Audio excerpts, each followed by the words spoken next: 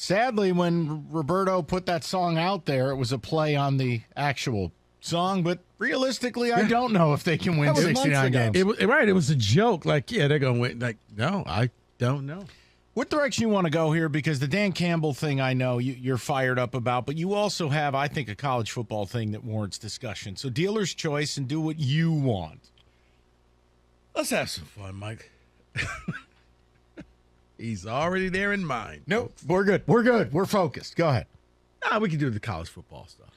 I think it's fascinating because you put some good research into this. We'll get to the Dan Campbell thing a little later. Go ahead. Well, Mike, here's the thing.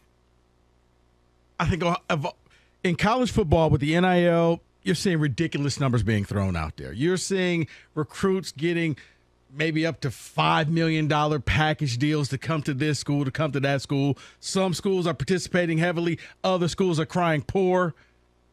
I think Ohio State is actually doing this thing the right way.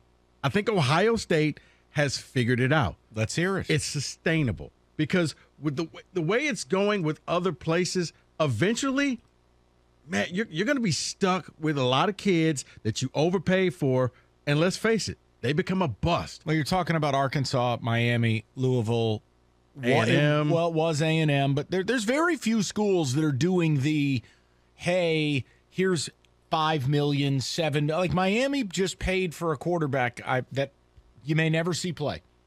$9.5 million. That's more than Desmond Ridder, who got drafted by the Atlanta Falcons in the second round of the draft. Yeah. Okay, just for a comparative. So that's what Rico's talking about. But outside of those schools, you're saying, okay, no one's doing it like that. Where's Ohio State after that? Like Michigan State has this Michigan State NIL program, and they're saying, hey, we're just a few dollars away from $100,000 in the collective that I guess a lot of the football players are buying into. Like if you're a big fan, you want to donate into the pot, and, you know, I don't know what the restrictions are, but they're trying to build up their own brand. Ohio State has 4 players that are all going to be making over $500,000. Surprise, surprise. Stroud. C.J. Stroud. Njigba. Jackson Smith and Njigba. Denzel Burke, the corner. And running back Travion Henderson. Beast. Yeah. Henderson is frightening. So, and Don, I want to hear your pillow fight remark because he could play at Georgia, Kenny. Yeah. So he's a beast. Burke and Henderson will promote American Eagle Outfitter. Smith and Njigba and Stroud will plug Designer Shoe Warehouse. And didn't Stroud get a truck? A car? I think a lot of them got a car. Okay, sorry. And then Stroud is also pushing Value City Furniture as well. This is all coming through the Ohio State NIL. This is how it should be. Pay players who are doing something for your school. I don't mind seeing these guys going out getting deals for $500,000 a piece because, let's face it, that's still a bargain for what you're bringing into the school. Paying a recruit millions of dollars is lunacy. And I don't know if I would ever want to do this as a coach. I don't know if I could walk into a booster and say, hey, Mike, you got to make sure this kid gets here. But aren't we already seeing that? Like last year, A&M was very forward. The reports had come out about the class costing them $20 million. Now this year, A&M's recruiting is not where it was, and you don't hear anything. Now, I'm not saying they're not doing anything, but like this year, it seems like Miami's taken their place. And now John Ruiz, who's, I think he's worth, what, $40 billion? Does that sound right? Miami is throwing out major, major dollars. But the question is, that's not sustainable. We know this. It's not. It's also not sustainable to do nothing or next to nothing. So what becomes the sustainable model? I think Ohio State is developing a sustainable model where you win games and you reward your players who are there. That's where I think if you start doing that, because I do believe, and we talked, you should just have a cap for incoming freshmen. Guys, if you're coming into the school, you get $500,000 or you get $100,000, or the school just gets a $2 million cap. You could pay that out to any of your incoming freshmen, however you choose to pay them. If you want to give everybody the same amount, fine.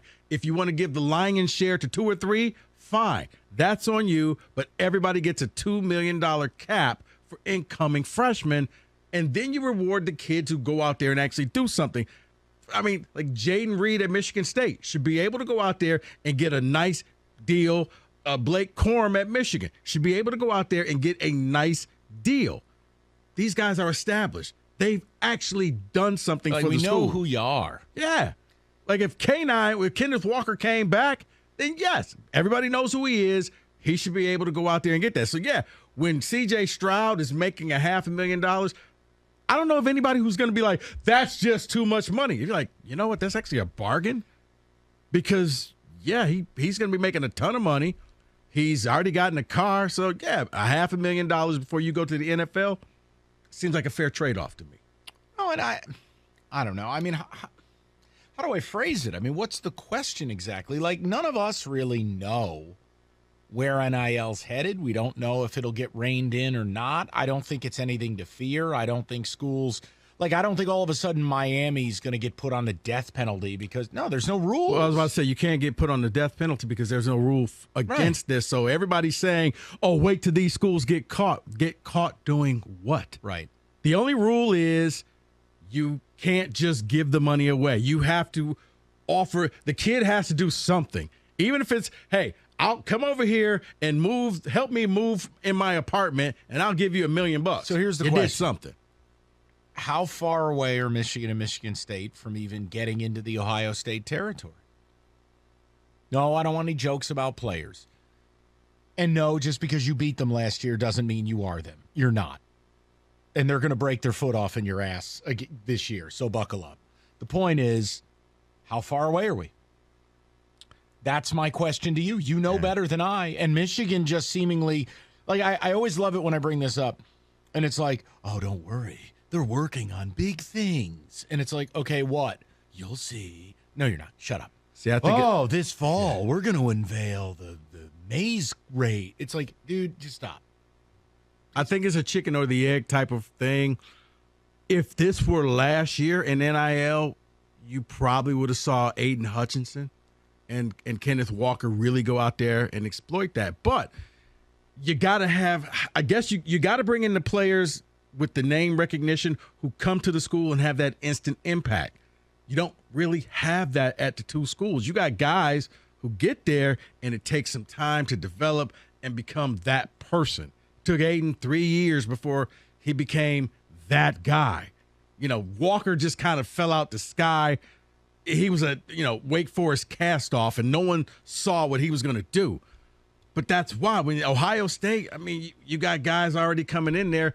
Marvin Harrison Jr., he's already got name recognition. So, yeah, he's going to get that. So in order for Michigan and Michigan State to get there, you got to get the players, which means you have to pay to get those players on campus in order to do the full NIL. It's a chicken or the egg. What's happening, though, and you and I had this conversation. I mean, MSU was after one particular kid who plays tackle, and basically Miami just offered the guy several $1 million. Like, right. I'll help the kid sign.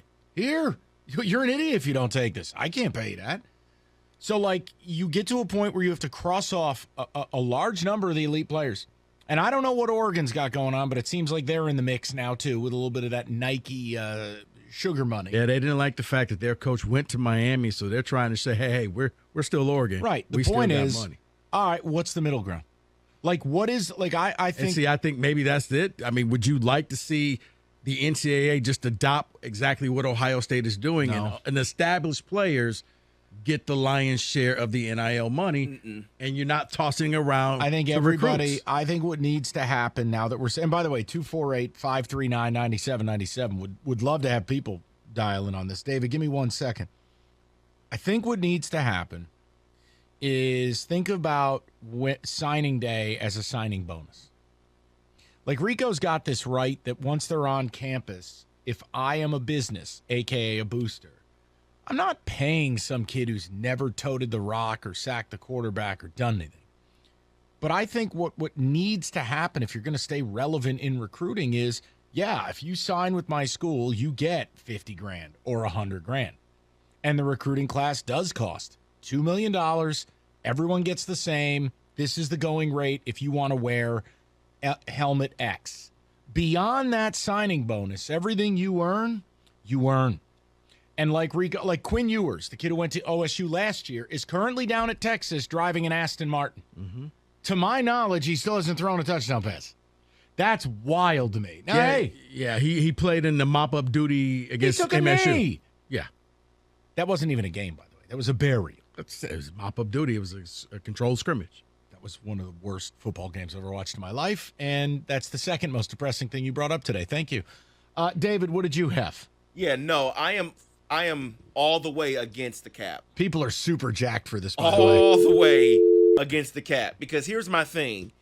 Because it's not the school giving the money, it's a collective. So a billionaire's out there giving this money. Yeah, but I didn't do a cap. No, so you didn't listen. Rico wanted the cap. Right, I'm not doing a cap. You know what I'm doing? I got to listen to Les Moonves over here and his whole TV routine and all the monies are coming in. Then each school, if you want to be a part of the big boy conference, $2 million a school. That's what you're going to pay your players the day they get to campus. Everything after that, they earn. Right, and that's what I'm saying, David. Big Ten gets a $100 million check, okay? Let's be real. And before we get the whole, well, what about Title IX? I don't care. And neither do most people who root for their schools. Football is king. You give the football team $2 million out of the $100 million. You mean to tell me you can't spend the other $98 million? That's less than taxes. See, but that's all fine. That's fine to me. But when you mention cap, I immediately say no to that. No. So everybody has this. You got the money. Go take $2 million and set it aside. Now, if you choose not to, that's on you. But I'm saying, Big Ten, $2 million, every kid, and I'm not even going to say everybody gets the same. If you want to divvy it up and you like, you know what, I'm willing to pay this kid $800,000 of my $2 million, fine.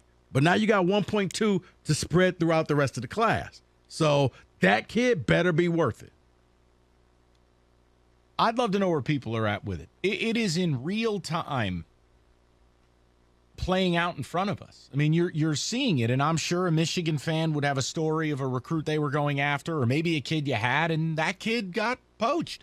Yeah. I only brought up the MSU thing because that's the school I care about, and Rico fills me in on everything. Like, what is the answer? Where is it headed? And what is the right way? I kind of feel like it's this hybrid model of, like, you do pay the kids to come to your school, but it has to be reasonable. This idea that a high school quarterback who has never thrown a pass is worth $9.5 million, no, not sustainable. I don't hate Miami for doing it, and if I had $40 billion to my name, I'd probably be doing the same stupid stuff at MSU.